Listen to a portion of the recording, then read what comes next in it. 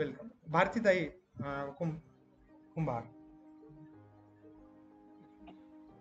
माझा अनुभव इतका बेस्ट होता की मला उत्तर भरपूर मिळाले या जन्मातले. म्हणजे का मी इतकी माझ्या मिस्टरांचा राग का करायचे हे उत्तर मला आज मिळालं. कारण जसं लग्न झालं तसं त्यांचं मला रागच खूप यायचा.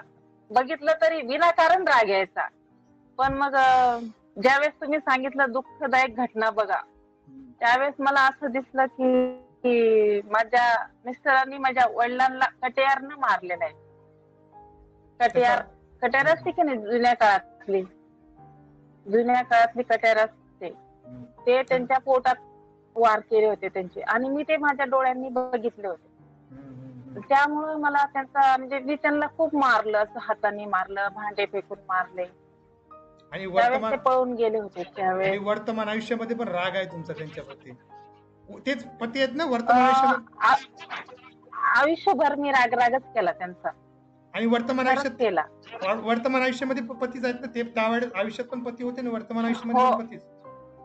असं असतं ते. पॅटर्न सुटत नाही हो बाबा. हा आमचा अनुभव आहे एवढ्या वर्षांचा. आणि ज्यावेळेस मृत्यू बघायला सांगितला होता त्यावेळेस मी पाण्यात पडलेली होती. अगदी निथळ खोल पाणी दिसत होतं मला. त्यावेळेस माझं बॉडी त्याच्यात पडलेली होती. वर्तमान आयुष्यामध्ये पाण्याची भीती आहे खूप खूप जास्त. डोक्यावर आंघोळ करता सुद्धा पाण्याची घ्यायला लागले तरी असायलाच पाहिजे. कारण की जो तुमचा आखरीचा लास्ट मोमेंट असतो ना, ज्याच्यात तुमचा मृत्यू झालेला आहे किंवा तुम्हाला खूप डार्क अनुभव आलेला आहे, वर्तमान आयुष्यात त्याची तुम्हाला भीती 100% नाही 1,000,000% असते. हा माझा अनुभव आहे एवढ्या वर्षांचा. आणि आनंददायी घटना म्हणजे मला मुलगा झाला होता, त्यावेळेस खूप आनंदात होते. ओके. बरं इसवी सन वगैरे सांगा, गावाचं नाव सांगा, ते आठवलं काही? 1890चा काळ होता तो. आणि रामपूर नाव होतं त्या गावाचं. राज्य